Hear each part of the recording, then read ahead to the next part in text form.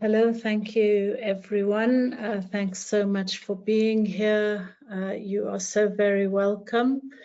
I will be presenting my report for my term in my presidency.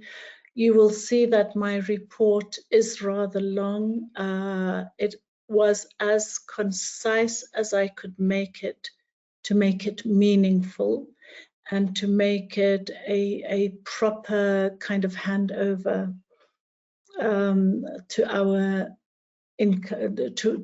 incoming presidents, our current president and other incoming presidents. So please do bear with me. I have one image on the screen, but I will be reading a text and I will try and keep it brief. So this is a summary or extracts from my report rather than a full report. I would be delighted if people would engage with it deeper. I'm going to repeat something which I repeat, which makes me again sound very repetitive, but it's fine, that I am unapologetic about what I repeat. Because I think, first of all, looking back in history is an important reminder of us, of our work, and also an important reminder of what we need to aspire to in the future. The report not only represents my term as SAIA president, but also past activities that led to my presidency. And I like to think of them as past activities that were in the service of SAIA and in the service of our profession. In my inauguration, my theme was, what does transformation look like? It was an opportunity to highlight concepts around spatial transformation and to get media coverage to promote the profession and our membership. It was profiled in To Build, First Africa Guide, South Africa Today, and South African Building Review, among others. Throughout my term, I used the simple image of a street scene with mixed-use residential buildings on the edges, activity, people, and commercial functions. A simple image used very deliberately throughout my term, and I'm hoping that it will identify my term. A building is a product of a decision-making process including many people. It can be a detached object to be celebrated and isolated and designed by an individual. That's what we often do as architects. We celebrate the talented architect and the beautiful object, and I do myself. But as long as we do collectively understand that architecture is more complex than that, and that every project and site level intervention has the potential to be transformational. I truly believe that experimentation and innovative pilot projects are as important as policy change. So while many times I call for policy change as someone interested in housing and the built environment, I also do celebrate the individual building when I feel that it has made a contribution that can help us question and perhaps refine our policy. I aim always to avoid archi-speak. I use my words intentionally and deliberately to reach out to others to make our work more meaningful and impactful. So with this in mind, we contributed 2 think pieces to the Sunday Times infrastructure supplement. One of them was about why housing should be considered a form of infrastructure. And the second one was creative cities are cities that optimally harness the skills of architects. In the business day, I stated that architects must take center stage. Like I said, I do not apologize for these statements. I believe in them very strongly. My term was about building bridges between academic institutes and our various professional organizations. It was also about maintaining a good relationship with the South African Council for the Architectural Profession and with other organizations of the built environment professionals. This was key to my vision. It was key. And if I aspire to anything, I aspire that the future of SAIA will continue with the bridge building and with us working collectively rather than in a fragmented manner. I aspired for a strong, unified, impactful SAIA that had a voice nationally and globally. I underline both. I aimed for easy engagement with new and existing partners and for open communication channels. I learned to listen through many roles. I've learned to listen, and I don't always perfect it, but I really do my best.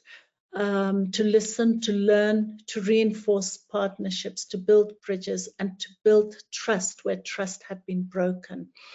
I desired to build on SAIA's historical strengths and to work with my predecessors. I understand that mine was only a fleeting contribution in a lineage of contributions. It's a dot. It really is nothing much, but I hope I've added value.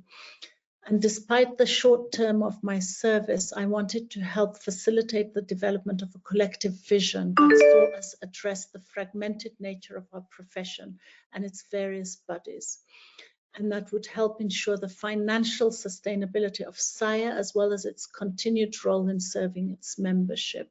I believe I've achieved some success in terms of the financial aspects and maintaining its sustainability, but it can't just be one or other effort. It needs quite a concerted and large effort. The theme for my term, as I said, was spatial transformation. But I also believe that we can't achieve that within the confines of a single profession. So I believe that architecture needs to engage with other professions, and I very deliberately, systematically set out to adopt a transdisciplinary approach without undermining or neglecting to celebrate unique and focused expertise. Now, why I say the history is important, the UIA 2014 Durban Declaration and legacy was the main driver for all of my thinking and all of my actions during my term, before it, and it will continue to be so. I think SAIA did a great job there that must not be forgotten or neglected. There were many barriers to my achieving what I set out to do. Equally, there was great support. There were some successes. Thank you to the team. Not a single success was mine alone. And there were many failures. I also take responsibility for where I personally have failed. But these things happen. It's a year that one tries to do something. But I think we have enough successes to build on for going forward. I attempted to create an ecosystem of partners within the organization and beyond, people with aligned values and visions. Due to the short duration of my term, not everything was concluded to the level that I desired. I hope that this report, and that's why the report is a bit lengthy, so please do engage with it. But I'm hoping the report fills in the gaps and leaves something useful behind. And also highlights the constraints that I faced and that might be faced going forward. SAIA, through collaborative efforts, has offered feedback to the government on various documents, including the Construction Industry Recovery Plan, and more recently, under our current president, the Housing White Paper.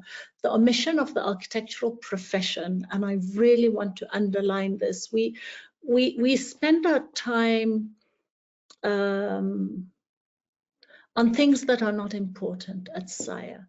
The omission of the architectural profession from these documents, as well as other policy documents, is alarming. A red line under alarming. We have so much work to do. I myself have just finished concluding a review for Chapter 8, which is now Chapter 10 of the National Development Plan. And that is the government's 30-year review of policy. As architects, we need to be very concerned. I wish we would spend our efforts addressing issues like that and working collaboratively to address issues like that. We seem to be, yeah, let me move on. I think I've made my point. I really would like to give recognition to those who practice architecture at every single level. We need to celebrate those who lead in the big commercial projects, as well as those who are involved in the small community projects, those who build schools, hospitals, residential projects, as well as those who offer critical services to clients who want to renovate their house or just need a set of approved plans because they're selling their house. I recognize the importance of the technologists and all others who offer important skills to make our profession work.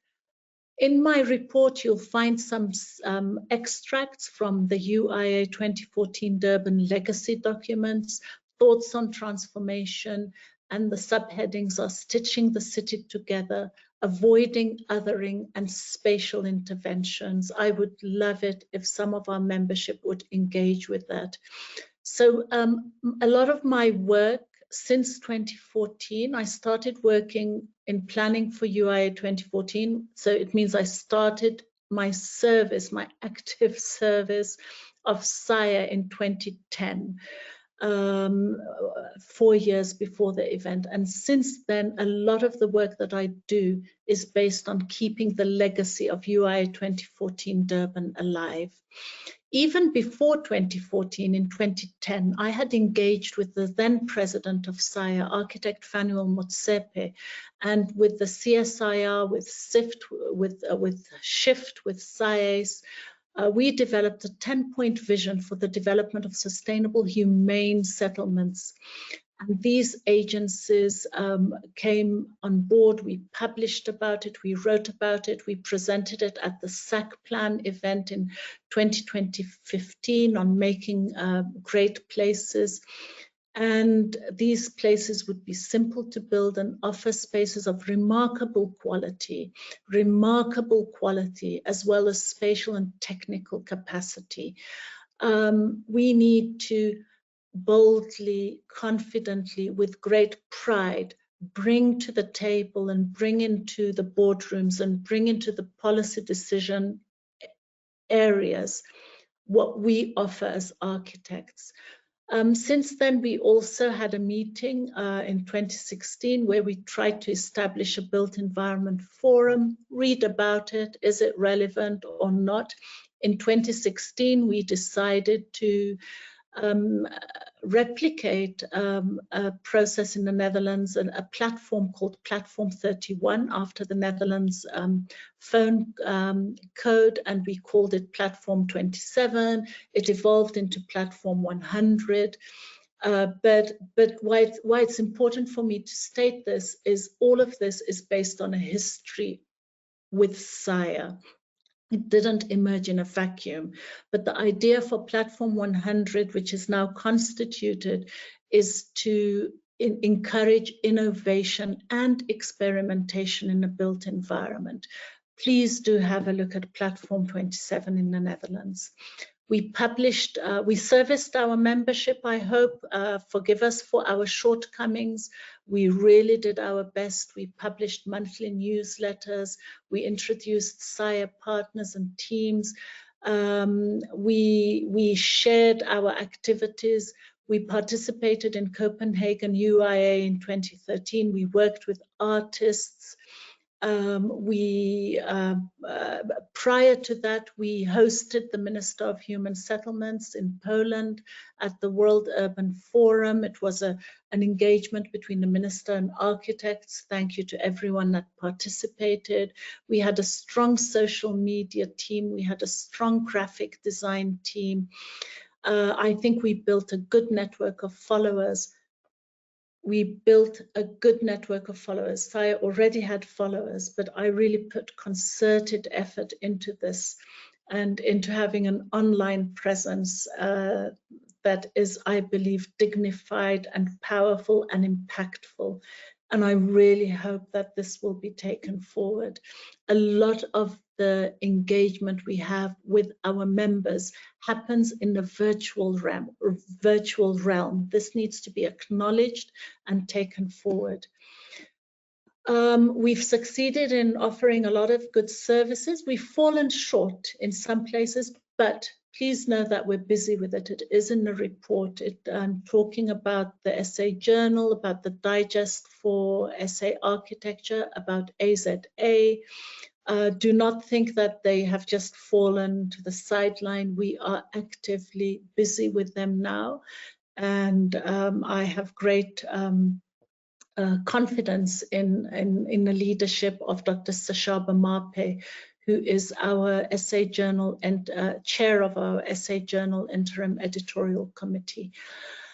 The level of architectural innovation and excellence that we have in South Africa is truly something to be celebrated. I had served on a SAIA jury in 2010 with Judge Albie Sachs, and this time I had the honor of serving with the very Reverend Michael Weeder. Both brought unique insights into how they perceive cities and buildings and remind us how architecture impacts people's lived experiences.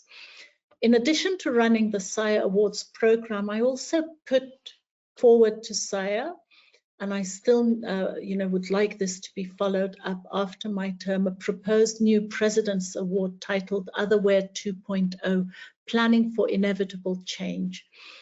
I think architectural awards are incredibly important, and please do engage with the purpose for this award and the guidelines that I have included in my report.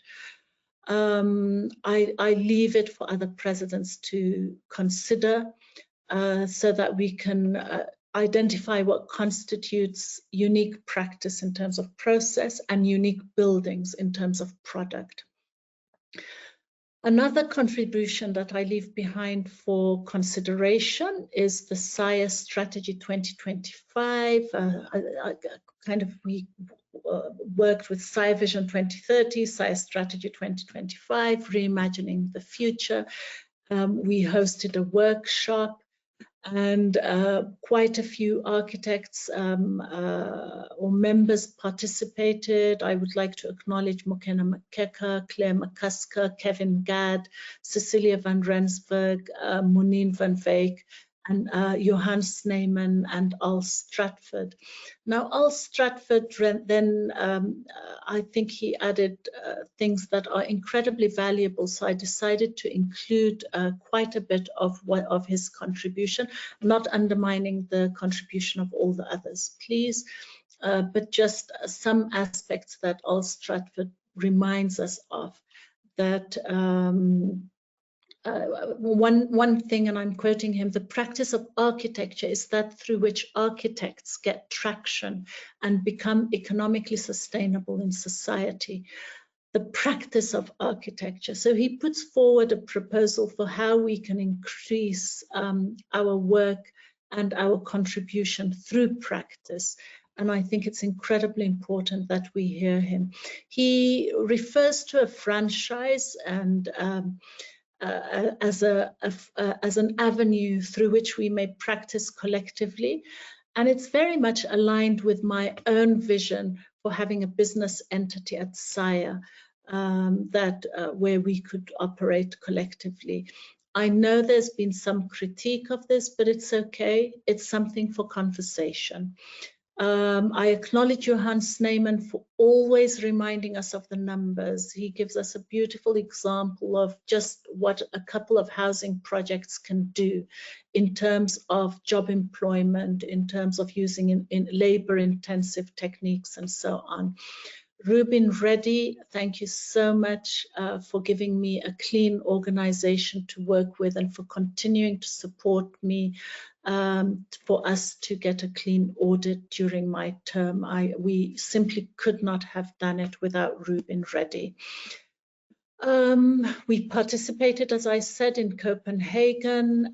We participated, I believe, in a unique way. So please do have a look at that. Up until now, the movie that we showed, the Aziz Tayoub movie that we showed in Copenhagen, has been viewed 1,615 times.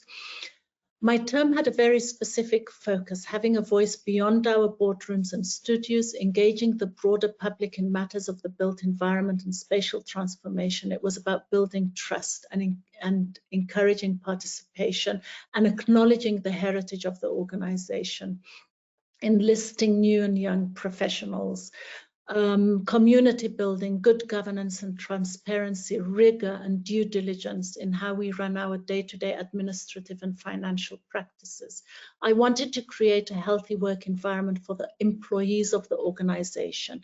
I wanted to support the regions and the volunteers and our partners nationally and across the African continent and globally.